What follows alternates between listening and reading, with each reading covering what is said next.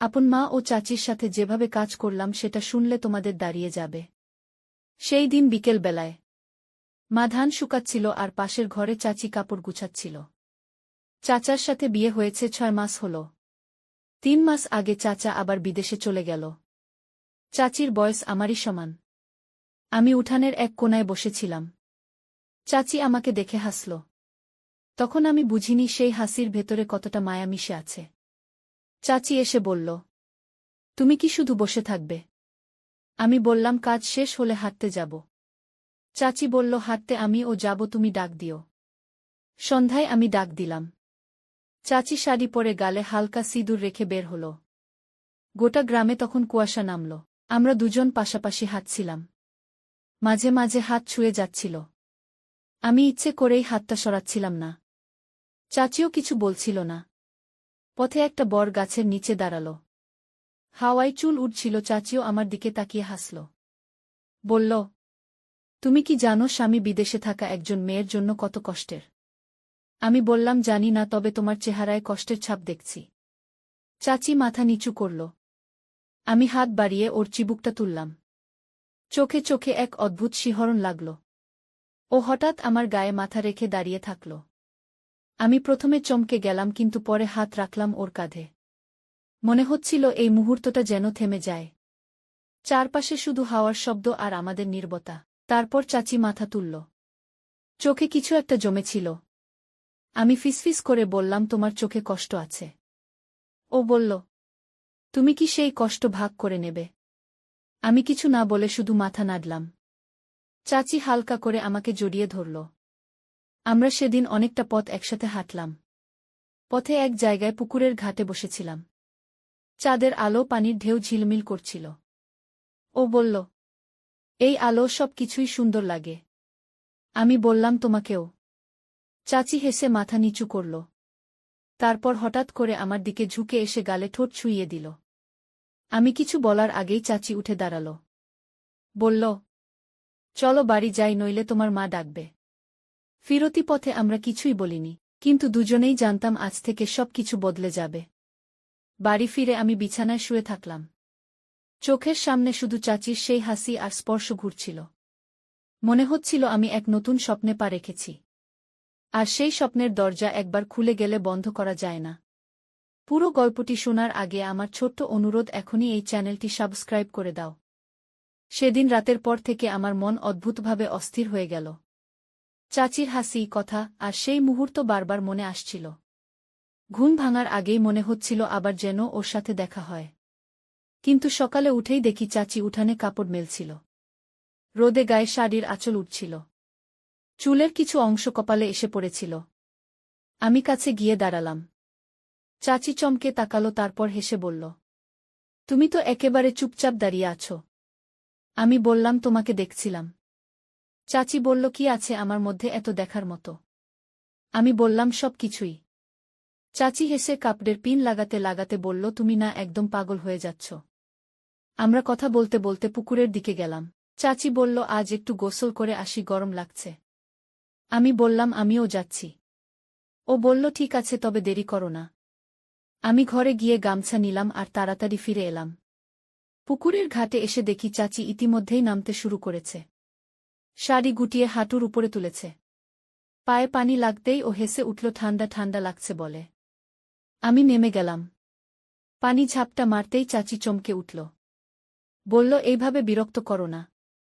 আমি বললাম, না করলে মজা পাবো কি করে? আমরা অনেকক্ষণ পানিতে ছিটাছিটি করলাম। একসময় চাচি ক্লান্ত হয়ে ঘাটের সিঁড়িতে বসল। পানি ওর কাঁধ পর্যন্ত এসে লাগছিল। চুল ভিজে গায়ে লেপ্টেছিল। ও আমার দিকে তাকিয়ে বলল, তুমি কি জানো আমরা যদি এভাবে সব সময় থাকতাম কেমন হতো? আমি বললাম, জানি না, তবে ভালোই লাগত। চাচি মাথা নিচু করে পানিতে হাত দিয়ে আঁকিবুকি করছিল। তারপর আস্তে করে বলল, তবে কারো যেন টের না পায়, তাহলে কিন্তু খবর আছে। আমি বললাম, কেউ টের পাবে না। চাচি হালকা হেসে বলল, তাহলে ঠিক আছে। তারপর দাঁড়িয়ে ধীরে ধীরে ঘাট দিয়ে উঠল। আমি ওর পিছু পিছু উঠলাম। শাড়ির আঁচল ভিজে গায়ে লেগেছিল। সূর্যের আলো চকচক করছিল ওর গায়ের পানি। ঘরে ফিরে চাচি আমাকে ডেকে বলল, দুপুরে আমার সাথে খেয়ে যেও। আমি বললাম, ঠিক আছে। দুপুরে খাওয়ার সময় মা পাশে বসেছিল, কিন্তু আমার চোখ বারবার চাচির দিকে চলে যাচ্ছিল। ও মাঝে মাঝে আমার দিকে তাকিয়ে হাসছিল। আমার মনে হচ্ছিল মা কিছু বুঝে ফেলবে কিনা। তবে মা কিছু বলেনি। খাওয়া শেষে সবাই বিশ্রাম নিতে গেল। আমি উঠোনে বসেছিলাম। চাচি ঘর থেকে ডাক দিল, এসে আমার সাথে একটু কথা বলো। আমি ওর ঘরে ঢুকতেই ও দরজা ভেজিয়ে দিল। বলল, আজ সারাদিন তোমার কথা মাথা থেকে সরছে না। আমি বললাম, আমার ও একই। সেদিন রাতের বেলায় আমি চাচির ঘরে গিয়েছিলাম, সবকিছু নীরব ছিল। আমরা দুজনেই একে অপরের দিকে তাকিয়ে কিছু বলছিলাম না। হঠাৎ চাচি আমার দিকে ঝুঁকে এসে হাত ধরল। আমরা দুজনেই মৃদু হাসছিলাম। এক মুহূর্তের জন্য সময় যেন থেমে গেছে। ঠিক তখনই হঠাৎ বাইরে থেকে মা চাচির ঘরে ঢুকে। আমরা দুজনেই চমকে উঠে আলাদা হয়ে গেলাম। মা তখনই বুঝতে পারল কি ঘটছে। মায়ের চোখে রাগ আর দুঃখ মিশেছিল। মা বলল, তুমি কি ভাবছ আমি কিছু বুঝি না? আমার কণ্ঠ কঠিন হয়ে গেল। চাচি লজ্জায় মাথা নিচু করল। আমি কিছু বলতে পারছিলাম না। মা আমাদের সামনে এসে দাঁড়াল। হঠাৎ করে চেঁচাতে লাগল। এইভাবে ছেলেকে কোনো মেয়ের সাথে দেখার পরে মা বলল, এখন থেকে তোমরা দুজনের আচরণ আমার সামনে ঠিক থাকবে না। আমি কাঁপতে কাঁপতে বললাম, মা, আমি ক্ষমা চাইছি। মা কিছুক্ষণ চুপ করে থাকল। তারপর বলল, যদি তুমি চাচির মতো আমার কথাও শুনো, আমার সাথে সম্পর্ক ঠিক রাখতে শিখো। আমি কিছু বুঝতে পারছিলাম না। মা বলল, আমি চাই তুমি চাচির মতো আমারও মনোযোগ দাও। আমি বললাম, ঠিক আছে মা, আমি চেষ্টা করব। চাচি হালকা হেসে বলল, সব ঠিক হয়ে যাবে। আমি ওর দিকে তাকিয়ে হালকা হেসে বললাম, আমাদের মধ্যে এক অদ্ভুত টান তৈরি হয়ে গেল। আমাদের মধ্যে প্রেম এখন ত্রিভুজের মতো হয়ে গেল। মা আমাদের দিকে একটু হাসি দিয়ে তাকাল। আমি বুঝলাম এটা থেকে আমাদের সম্পর্ক আরও জটিল হয়ে যাবে। পরদিন সকাল বেলায় মা ও চাচি দুজনেই উঠানে বসেছিল। আমি আস্তে আস্তে কাছে গিয়ে বসলাম। মা বলল, আজ থেকে তোমরা দুজনেই বুঝবে। প্রতিদিনের সময় ঠিকমতো কাটাতে হবে। চাচি হেসে বলল, ঠিক আছে, আমরা মনে রাখব। আমিও হেসে মাথা নাড়লাম। দিনের বাকি সময় আমরা তিনজন একসাথে কাজ করছিলাম। চাচি মাঝে মাঝে আমার দিকে তাকিয়ে হালকা হাসি দিচ্ছিল। মা চোখে কিছু অদ্ভুত টান দেখছিল। আমি বুঝতে পারছিলাম মা ও চাচির মধ্যে কিছুটা মায়া আছে। চাচির হাত যখন আমার কাঁধে পড়ছিল, আমি হঠাৎ করেই অনুভব করলাম কেমন উত্তেজনা আমার ভেতরে আছে। মা হঠাৎ বলল, আজ রাতের খাবারের পর আমি তোমাদের আলাদা করে কথা বলবো। রাতের খাবারের পর মা আমাদের ঘরে ডেকেছিল। ও বলল, আমি চাই তুমি চাচির মতো আমার কথাও বুঝো। আমি কিছু বলতে পারলাম না। চাচি মাথা নাড়া দিয়ে সম্মতি জানাল। মা বলল, যে শর্তে তুমি চাচির সাথে প্রেম করো, আমি চাই সেই শর্তে আমার মনও ভালো থাকুক। আমি কাঁপতে কাঁপতে বললাম, ঠিক আছে মা, আমি চেষ্টা করব। চাচি হালকা হাসি দিয়ে আমার দিকে তাকাল। আমরা দুজনেই চুপচাপ বসে থাকলাম। মা কিছুক্ষণ চুপ থাকল।